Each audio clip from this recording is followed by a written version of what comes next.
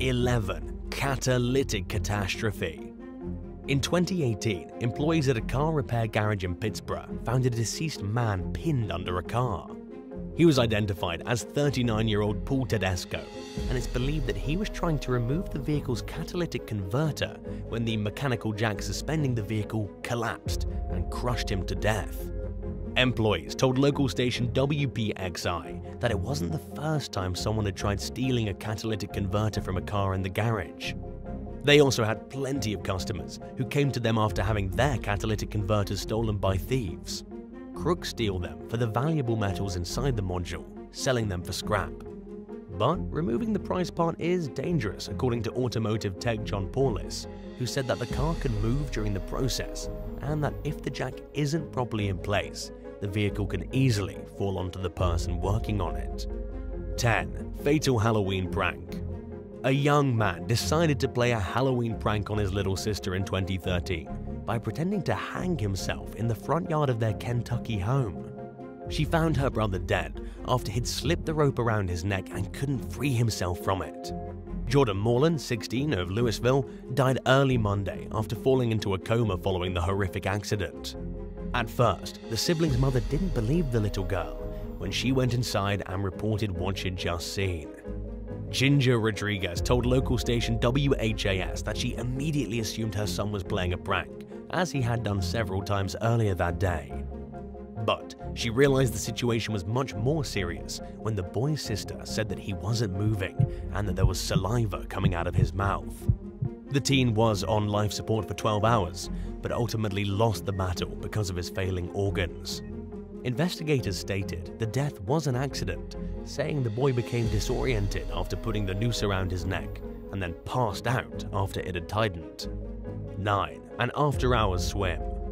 One summer night in 2009, 6 teens hopped the fence surrounding a public pool in Toronto's Thornhill neighborhood and took a swim hours after it closed.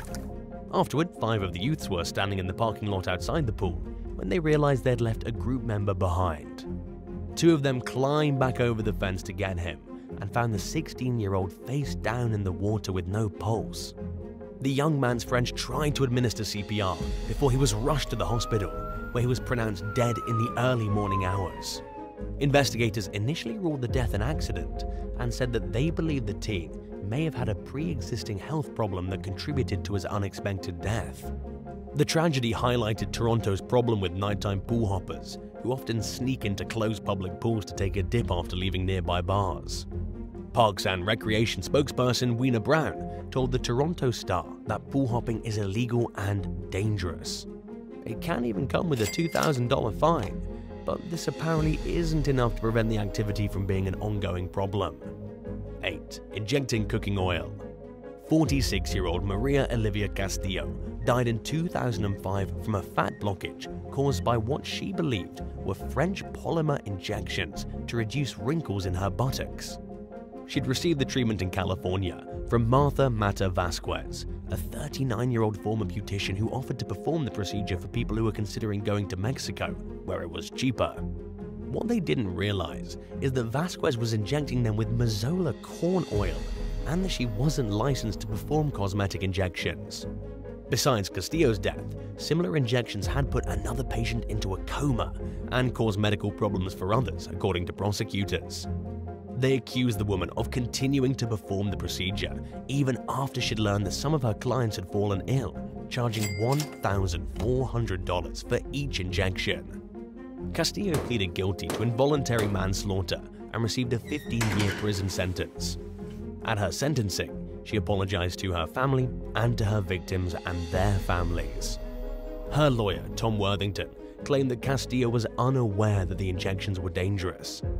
He said that, if anything, she was guilty of negligent conduct but not intent on killing, and that the sentence was too harsh. The prosecution disagreed. "That couldn't be further from the truth," said Deputy District Attorney Steve Summers, reminding people Vasquez continued to perform the procedure even after her clients got sick.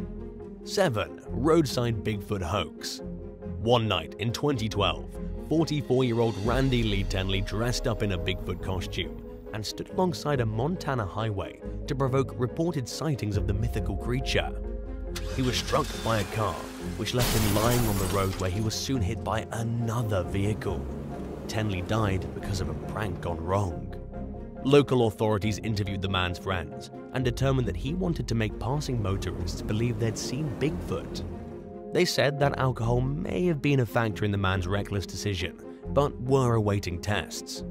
Tenley was struck by cars driven by two teenage girls, 15 and 17, who couldn't stop in time, authorities said.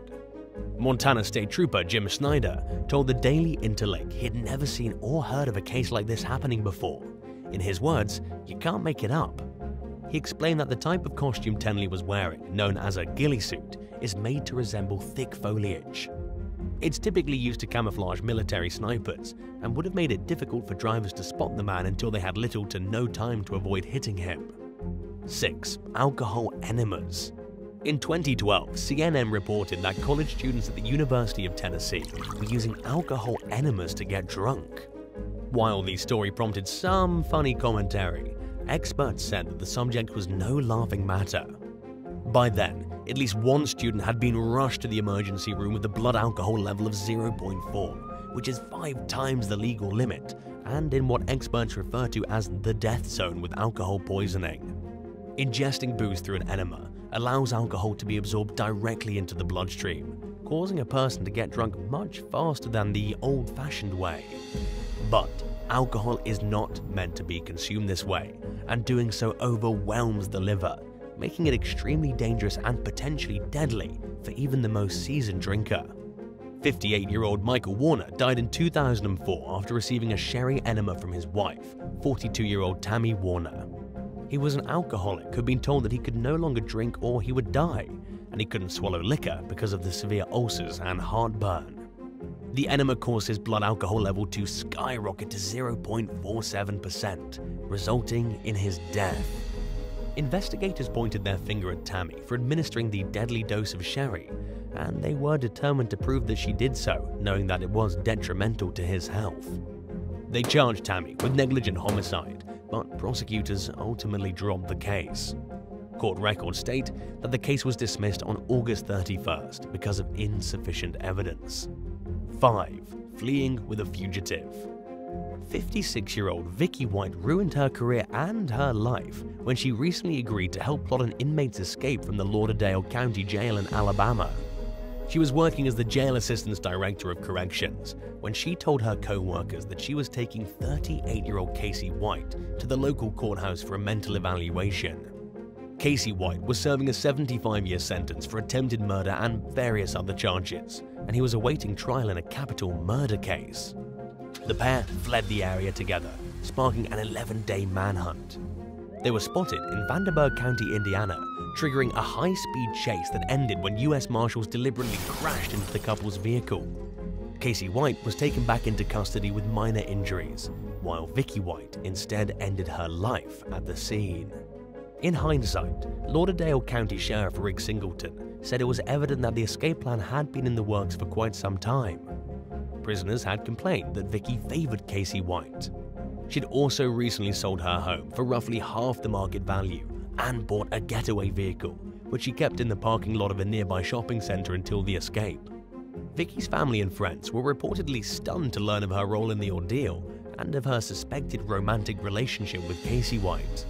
According to reports, White asked authorities to help his wife, who had shot herself in the head. Casey swore he didn't shoot her. Casey White and Vicky White were not married to the investigators' knowledge. Authorities initially believed that Vicky White shot herself once the vehicle crashed. The following Thursday, an Indiana coroner confirmed she died of suicide. 4. Swallowing smuggled drugs.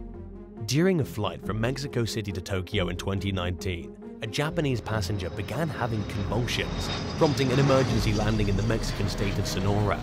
By the time the medics arrived a half-hour later, he was dead. An autopsy found 246 small bags of cocaine in the man's stomach and intestines, leading the medical examiner to believe that he had died from an overdose after one of the bags broke. There was no evidence of any other causes of death, according to the officials, who identified the passenger as a 46-year-old man by the name of Udo N. His death came from a visible uptick in smugglers going to extreme measures to move their products throughout the world. Agents with the US Drug Enforcement Agency had reported an increase in the number of migrants that were being caught transporting drugs as a way of paying off smugglers. On average, contracting with a smuggler costs an estimated $4,000 to $5,000. The number of migrants apprehended at the southwest border in February 2019 more than doubled compared to the same period last year. 3. Deadly Ding-Dong Ditch. In 2003, 16-year-old Mark Drews was shot dead while playing a late-night ding-dong ditch prank at the home of Boca Raton resident Jay Levin. The case sparked widespread controversy, as some defended Levin's alleged right to defend himself against a perceived threat. Meanwhile, others argue Levin took lethal action without truly knowing if his life was in danger. Levin pleaded guilty to manslaughter and was sentenced to 52 weekends in jail. A few years later, he was ordered to pay the Drews family $750,000 in a wrongful death lawsuit. In November 2012, Levin ended a 10-year probation after 5 years because of an unusual early termination clause in his plea deal. Levin filed for Chapter 7 bankruptcy 3 months later. In his bankruptcy filing, he listed assets of $4,502, but liabilities of $1,019,310, including the judgment owed to the Drews.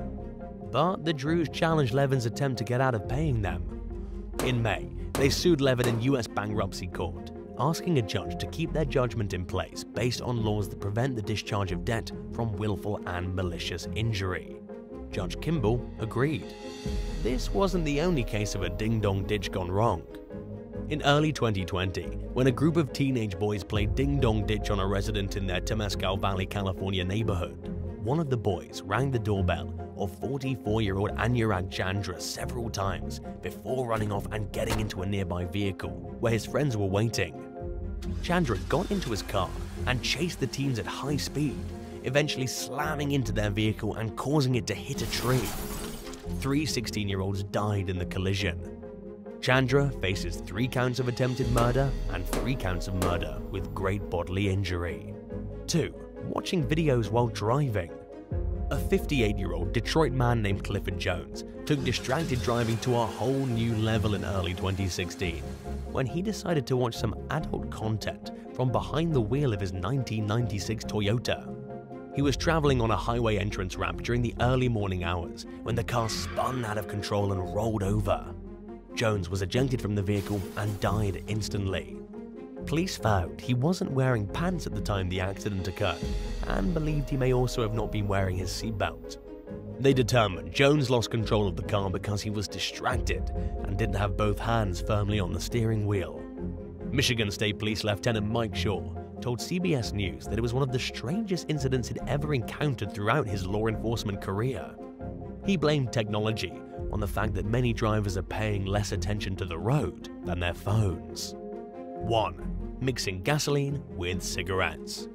Emergency responders in Havelock, North Carolina received an outlandish call in 2012 after a 43-year-old man named Gary Allen Banning fatally set himself on fire. They later learned that Allen was visiting a friend when he mistook a jar of gasoline next to the kitchen sink for a drink. He took a sip and instantly spat the gas out, causing some of it to splash onto his clothes. A little while later, Banning lit a cigarette and was quickly engulfed in flames after forgetting he'd gotten gasoline on himself. He was rushed to the hospital and then to a burn center, but unfortunately died from severe burns. Havelock Police Department investigator W.K. Pressler told the Shelby Star newspaper that it was a freak accident. Banning's friend, who was a mechanic, kept the jar of gasoline next to his sink because he used it to get grease off his hands. While police didn't suspect any foul play, they believed that drugs or alcohol may have been involved.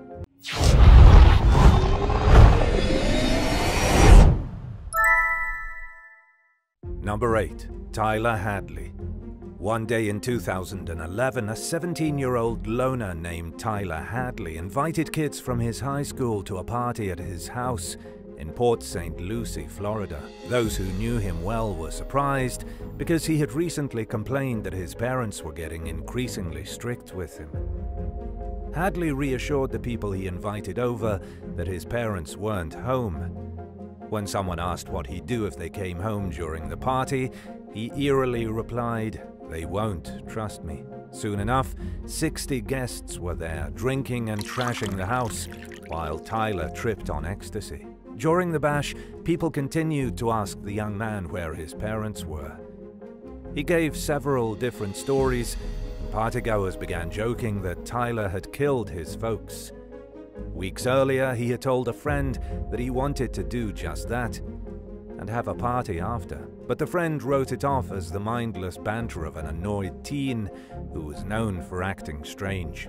Throughout the night, Tyler mentioned to a few people that he had done something bad and that he would soon be going away for a long time. He told a close friend that he had murdered his parents, at which point the friend realized that their vehicles were still in the driveway.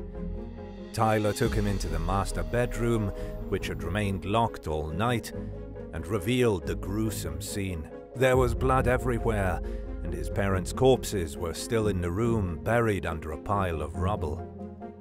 The teen told his friend that he hid their cell phones so they couldn't call for help, and beat them both to death with a claw hammer. After leaving the party, the friend contacted law enforcement.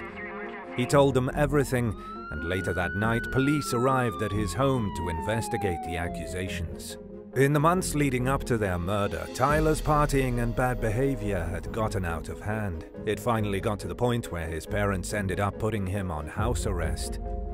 His mother even had him committed under Florida's Baker Act, which allows parents to mandate their children to involuntary psychiatric care.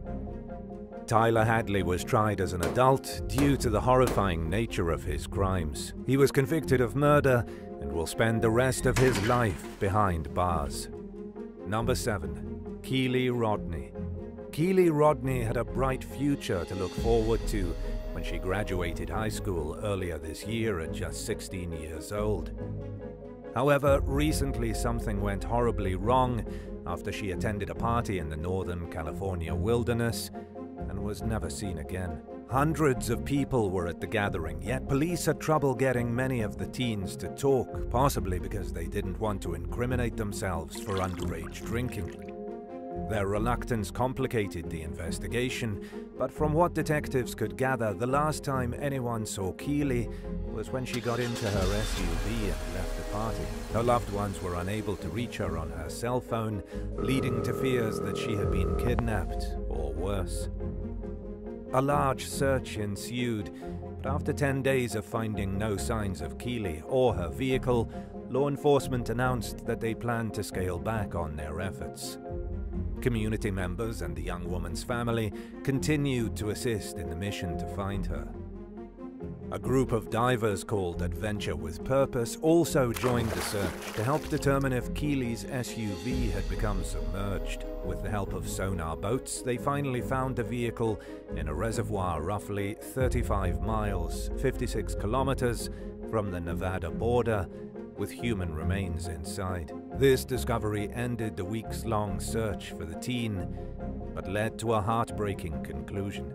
The remains have yet to be officially identified, but Nevada County Sheriff Shannon Moon told reporters that they believe they found Keeley's body.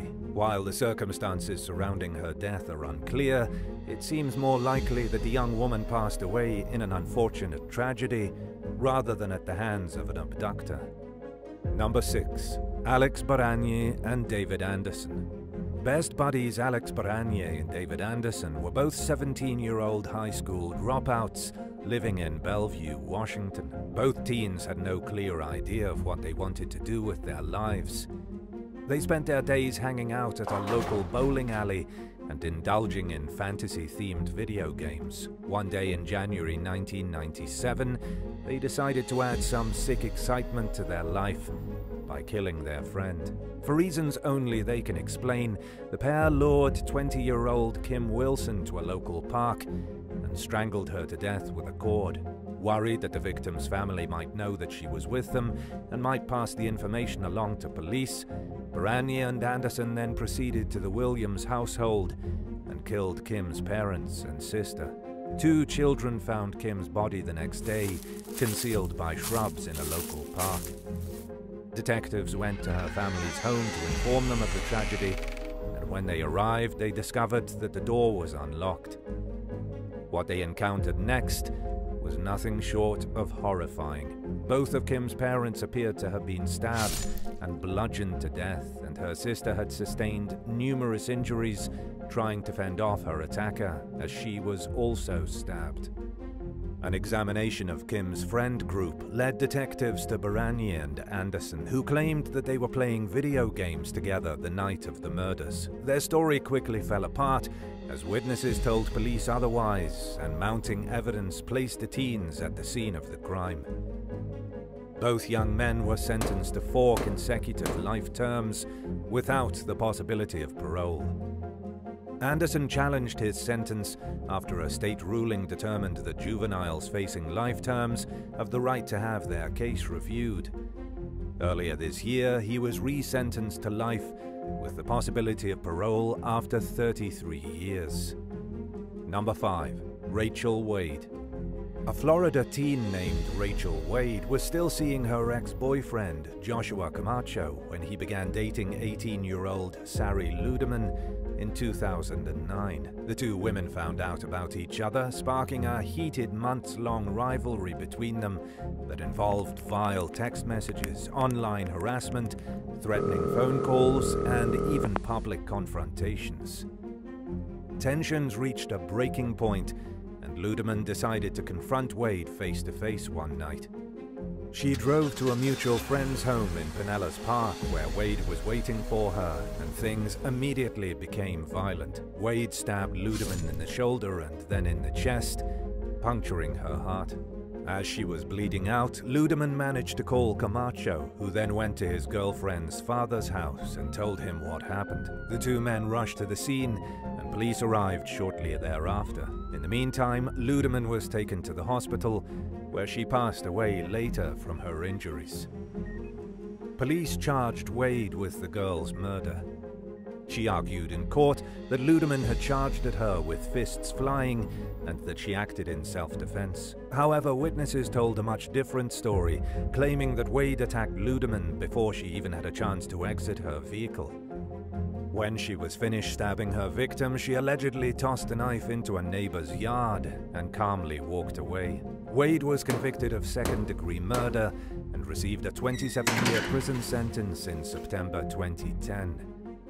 In an interview with ABC News in 2011, she claimed that social media played a major role in the rivalry and leading up to the murder. Number 4. Austin Brumley and Seth Doris. During the late-night hours of November 7, 2009, 28-year-old Jonathan Bird noticed a truck speeding past his home in Wiley, Texas, and yelled at the driver to slow down. The man behind the wheel, 18-year-old Travis Harmon, got out of the truck and threatened Bird before speeding off. He returned a second time with his friend, 16-year-old Seth Doris, and the pair argued with Bird before once again driving away. Harmon and Doris came back to the scene with 3 more young men, who proceeded to attack Bird. Sadly, they beat him to death. A medical examiner concluded that Bird died from severe head and neck injuries that left deep bruising on his brain, a torn brainstem, and bleeding in his skull. Police charged all 5 teens for their alleged roles in the brutal assault. 16-year-old Austin Brumley was accused of striking Bird in the head with a hammer. He pleaded with the judge for leniency, claiming he had turned his life around. However, in the end, he was convicted of murder and received a 24-year sentence, along with a $10,000 fine. Seth Doris was convicted of manslaughter and consequently sentenced to 20 years in prison. His brother Ethan received a 15-year sentence for the same charges. Harmon pleaded guilty to manslaughter and received a 6-month sentence, followed by 10 years of probation. Another teen who was present during the fatal beating was sentenced to probation as well. Number 3. Marley Gardner. In late June of 2016, 16-year-old Marley Gardner took her parents' SUV in the middle of the night to meet up with a friend in Weber County, Utah. She was speeding about 100 miles per hour, 161 kilometers per hour, in a 45 mile per hour, 72 kilometer per hour zone when she slammed into a Hyundai Sonata with 2 people inside. Unfortunately, the driver, 20-year-old Madison Hahn, died at the scene. 19-year-old Tyler Christensen was rushed to the hospital, where he died from his injuries. Gardner initially tried to flee the scene by driving off into a field, but only made it a few yards before the vehicle came to a stop. She told police that she and her friend had planned to take drugs together and deliberately crashed the SUV as part of a suicide pact, and that she hit the Hyundai on purpose. The troubled young woman faced a slew of charges, including 2 counts of murder, failing to stop at the command of police, and failing to remain at the scene of a fatal accident. Prosecutors initially tried Gardner as an adult, but she ultimately took a plea deal. As long as she pleaded guilty to 2 counts of attempted murder, the murder charges would be dropped. She was convicted as a minor for one of the attempted murder charges and was sentenced to 4 years in a juvenile facility. Gardner was convicted as an adult for the other count of attempted murder, and the judge ordered for her to be transferred to an adult prison at age 21 in order to serve the rest of her time. The charge carries a sentence of 3 years to life, and it's unclear how long she'll remain behind bars. At her sentencing, the young woman wept and expressed deep remorse for her actions. By then, the victim's loved ones already felt let down by the justice system for its leniency toward Gardner, and they were unwilling to forgive her.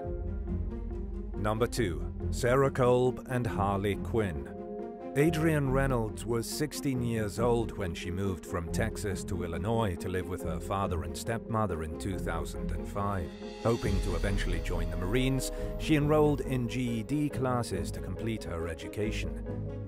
There she met 16-year-old Sarah Kolb and 17-year-old Corey Gregory, who now identifies as female and goes by Harley Quinn. Sarah and Harley had dated each other in the past, but were just friends at the time. Sarah became jealous of Adrienne, whom she felt was stealing her friends and who had shown a romantic interest in Harley. She invited Adrienne to join her, Harley, and another student, Sean McKittrick, for lunch one afternoon at Taco Bell. The unsuspecting teen went along, but things reportedly went sour as soon as the group arrived. Adrienne and Sarah began fighting in the parking lot as soon as they got out of the vehicle. McKittrick allegedly tried to break up the altercation, asking them to stop. Sarah coldly responded by telling McKittrick to leave if he didn't like what was going on, and so he fled the scene. Harley then held Adrienne down on the asphalt, while Sarah strangled her to death with a belt. The murderous pair drove to Sarah's grandparents' farm and attempted to burn the victim's body. When that didn't work, they called up a friend who came by with a hacksaw and helped them dismember Adrienne's remains. They put her head and arms into a garbage bag, stopped at McDonald's for lunch, and then disposed of the bag at the Black Hawk State Historic Site. When Adrienne failed to show up at her job, her parents called the police and reported her missing. An investigation led detectives to Harley Quinn, who ultimately ended up taking them to Adrienne's remains. Both teens were charged with murder. Harley, who was still a minor when she received a 45-year sentence, was granted a new trial in 2019. An Illinois Supreme Court determined that sentencing a juvenile to 40 years constitutes a de facto life sentence and is therefore unconstitutional. Now 34 years old, she pleaded for leniency at her resentencing earlier this year. Her lawyer argued that as a teen, her brain wasn't fully developed and that she lacked the decision-making capacity of an adult. The judge showed no mercy and resentenced her to 45 years behind bars.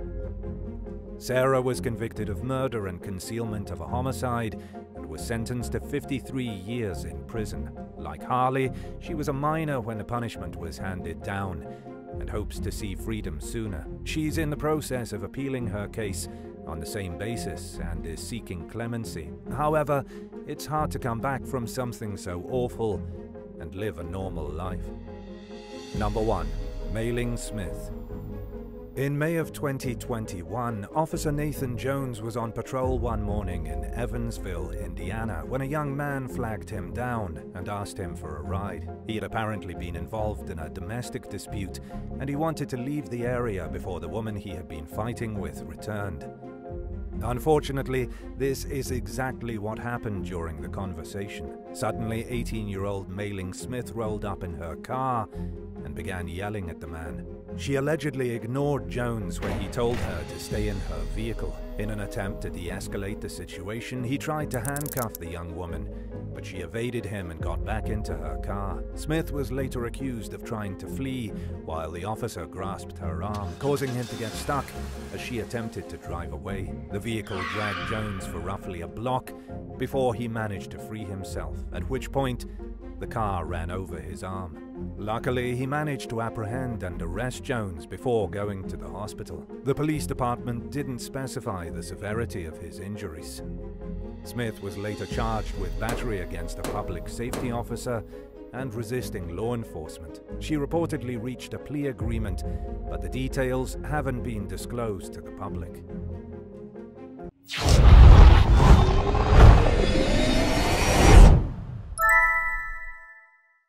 10. The last words of Tim Samaras. Tim Samaras and his son Paul Samaras were heard over the highway patrol radio screaming, "We're going to die, we're going to die," just moments before they were killed by the same natural event they'd spent their lives dedicated to following, a savage twister. It happened on May 31st, 2013 at approximately 6:23 p.m. in El Reno, Oklahoma. Twisters began forming on an unprecedented scale, and so Tim and his son went out into the country to deploy atmospheric pressure probes. They were also hoping to test infrasound tornado sensors, which were under development at the time. There was Tim in charge, Paul taking photos, and another team member named Carl Young, a meteorologist. They got stuck in a violent wedge tornado with the wind circulating at over 295 miles per hour. All three men were stuck inside their vehicle when it got struck by a sub-vortex, a kind of tornado within the tornado. This would have been deadly in any conditions, but the El Reno tornado of 2013 was a different natural monster altogether. According to the University of Oklahoma, it was 2.6 miles wide. To this day, that makes it the widest tornado ever recorded. Onlookers were shocked by its behemoth proportions, as if the storm could swallow the whole world. Sadly, the three storm chasers weren't the only ones who lost their lives that day. 5 other people perished in the tornado, including a man named Richard Henderson who'd followed the storm for fun to see it develop. 9. The Eye of the Storm. During the Halloween season of 2020, storm chaser Reed Timmer had an extremely close call when he got stuck in the eye of a storm. Reed was out early on a Friday morning chasing a tornado as it took shape over the plains of Nebraska. It was forming just west of McCook, and then suddenly, Reed realized there was no way for him to escape the vortex as it formed right in front of him. To make things truly terrifying, Reed had gotten out of his vehicle and approached the tornado on foot. Totally out of options and with nowhere to go, the meteorologist had no choice but to hide in the center of the tornado. The eye of the storm is the one place where you're safe during one of these events, but it's still not exactly somewhere you want to be. If you so much as scrape the edges of the eye, you can get sucked up in the swirling winds. Alone, with no shelter, and in the eye of the storm, Reed could only hope for the best. He turned his back to the wind and hunkered down as he hoped the storm would clear. Miraculously, he made it out alive. He had the experience of a lifetime, hiding in the core of the tornado, and walked away unscathed. Reed wasn't the only one to have a stroke of good luck that weekend either. Over 50 tornadoes swept across Tornado Alley over the late October weekend, over 12 states from Texas to North Dakota. And not a single person was injured, not in any of the tornadoes. 8. The shooting of Bill Merrickell. Bill Merrickell was a television photographer in 1990 who became the victim of random violence. He'd been part of a television crew shooting severe weather footage when they became the victims of a drive-by shooting. Bill worked for the Oklahoma station KWTV-TV and was out gathering footage with reporter Dave Balute. The pair had stopped at a highway intersection when a vehicle they didn't recognize pulled up across from them. The windows got rolled down and 2 shots were fired. One shot went through the van and hit Bill in the chest, and the other shot went wide. The reporter wasn't hurt, but the cameraman was left bleeding to death. He was taken to the Lindsay Hospital in critical condition, but there was nothing doctors could do to save him. There were initial rumors that the reporters had stumbled upon a drug deal, but according to McLean County Sheriff Dwayne Anderson, that wasn't the case at all. 4 individuals were later arrested following a brief chase and taken to jail. One of them, a woman named Lorianne Baker, said the shooting was because the weather van's headlights had been too bright and it made her angry. 7. The tragedy of Andy Gabrielson. Andy Gabrielson was the founder of FindTheTornado.com. On February 4, 2012, he died in a devastating car accident after surviving countless encounters with raging storms. Andy's storm-chasing footage won a regional Emmy in 2011. He was featured on NBC's Dateline and was interviewed by local news stations. He was something of a celebrity in the storm-chasing community. According to Andy, he saw his first tornado when he was only 7 years old, and ever since was extremely fascinated by the weather. For over a decade, between the ages of 14 and 24, Andy chased storms. He'd just journeyed to Texas and spent 2 days chasing storms, never once getting in any kind of trouble, when he was involved in a 4-vehicle pileup. A drunk driver drove into the wrong lane on Oklahoma's Interstate 44 in Sapulpa, pushed his pedal to the floor on the wrong side of the street, and crashed headfirst into oncoming traffic. His vehicle smashed straight into Andy's Chevrolet Tahoe, and Andy died almost instantly. Andy was only 2 weeks away from celebrating his 25th birthday. The crash left his young son without a father and his friends in mourning. 6. The fatal accident of Christopher Phillips. In the spring of 1984, University of Oklahoma meteorology student Christopher Phillips was in hot pursuit of a deadly storm. The storm had already ripped through 2 northeastern Oklahoma towns, Morris and Tilton, and tore them to shreds. Christopher was right on its tail. In the 1980s, it wasn't that uncommon for meteorology students to chase storms as a hobby. It was just something they did for fun. Christopher was 21 years old, a junior from Englewood in New Jersey, and he wanted to get up close and personal with Oklahoma twisters as part of his studies. But on this fateful day, Phillips lost control of his vehicle while driving through Logan County. According to Laura Rustin, a close personal friend who'd been in the vehicle at the time of the accident, she'd gone with Christopher to make sure he was careful, and he was, for the most part. Everything was fine until a rabbit appeared in the roadway and Christopher swerved to avoid the little critter. He could have driven over the rabbit and lived to see another day, but he swerved and sent the car flipping into a ditch. Christopher was killed, Laura suffered minor injuries, and Matt Marshall, who was also in the vehicle, walked away totally fine. And although this was a terrible accident, there wasn't much done to prevent storm chasing after it. Howard Bluestein, the meteorology professor in charge of organizing storm chasing at the school, simply said students were aware of the dangers involved. He admitted there was no way to tell people what to do, and that the students were legally allowed to go chasing storms alone if they wanted to. 5. Kelly Williamson and Randy Yano, Storm Wranglers. Kelly Williamson and Randy Yano starred in the Weather Channel series Storm Wranglers. They were some of the most high-profile storm chasers around, being filmed speeding down highways in pursuit of twisters and tornadoes. On March 28, 2017, Kelly and Randy were doing a live-stream chase of a tornado outside Spur, Texas. Everything started out normally enough, with angry black clouds and the wide-open road, but then suddenly, the broadcast went dead.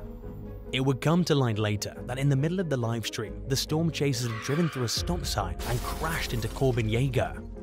Corbin was yet another storm chaser for the National Weather Service. Both parties had been chasing the storm, both driving recklessly, and they met at an intersection at the worst possible time. All 3 lost their lives. It was a triple death event, and proof of just how chaotic the roads can be when there are too many storm chasers lusting after disaster. Following the horrible accident, Corbin Yeager's mother filed a federal lawsuit against the Weather Channel for $125 million. However, shortly after, she dismissed the lawsuit, claiming to have resolved all issues with the Weather Channel. It's unclear if she got any money, though it does appear there was some kind of quiet settlement to make everything go away. 4. Struck by lightning. In April of 2022, storm chaser Christopher Risk was pursuing tornadic supercells in Gilmore City, Iowa, when he captured something on camera even more shocking than a tornado ripping a house apart. He didn't realize it at the time, not until he went back and reviewed the footage he'd taken. It was only then that he noticed he caught on camera the exact moment a great lightning bolt smashed into his friend's vehicle.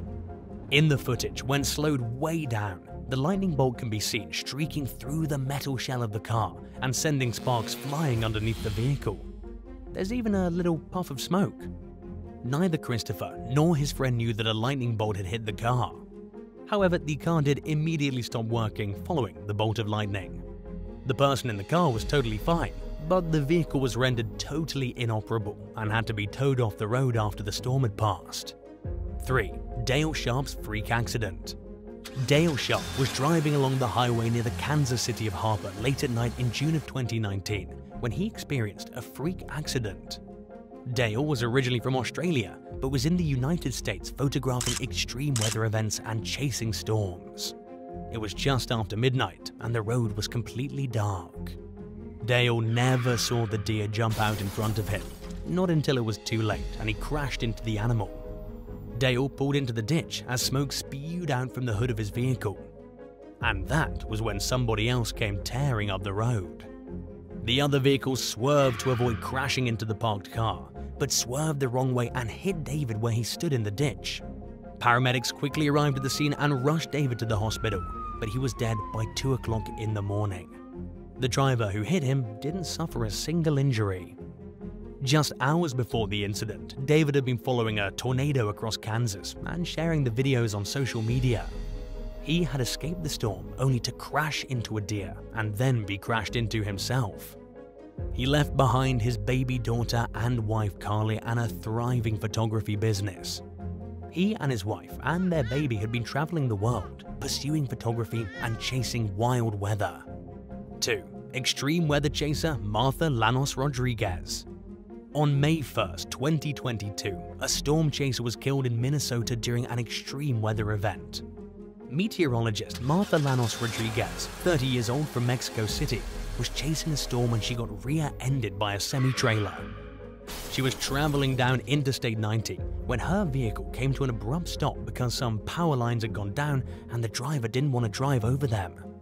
The driver hit the brakes, they stayed still in the middle of the lane, and the semi-trailer came flying out of the storm at an insane speed.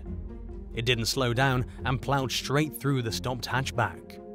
In the vehicle were 4 weather experts, but Martha was the only one who lost her life during the crash. She was a writer for the Spanish outlet Meteoret and had been having a busy spring chasing storms across Nebraska and Iowa. Her trip to Minnesota was supposed to be the last of the season. What makes Martha's story so much more tragic is that she was the 4th person in 2022 to be killed while storm chasing. 3 University of Oklahoma students were killed on April 29th after they got into a vehicle accident while chasing a storm. According to Marshall Shepard, the director of the Atmospheric Sciences program at the University of Georgia, there are a lot of storm chasers on the roads. There are so many of these storm chasers that it creates traffic and hazards, and it seems to be leading to more deaths than ever before. 1. Jeff Weir and Hurricane Dennis. In the summer of 2005, Jeff Weir was driving his sedan at an unsafe speed on an extremely wet patch of I-20 near Kilgore, Texas. The day before, Hurricane Dennis had come through and spread destruction everywhere it touched. Jeff had tracked the storm the day before, and was now returning to the place where he had intercepted it to presumably take more scientific readings or capture more footage. Tragically for Jeff, he hydroplaned out of the westbound lanes, crashed into the median, and went straight into the path of an oncoming truck. The truck hit Jeff with such immense force that he died instantly upon impact, never even realizing what was happening. It was over so quickly, Jeff wouldn't have had time to react or think, and was gone just as quick as he could blink. In the storm chasing community, his death was considered totally unrelated to storm chasing. It was a terrible accident, the result of too much speed on too wet of a road.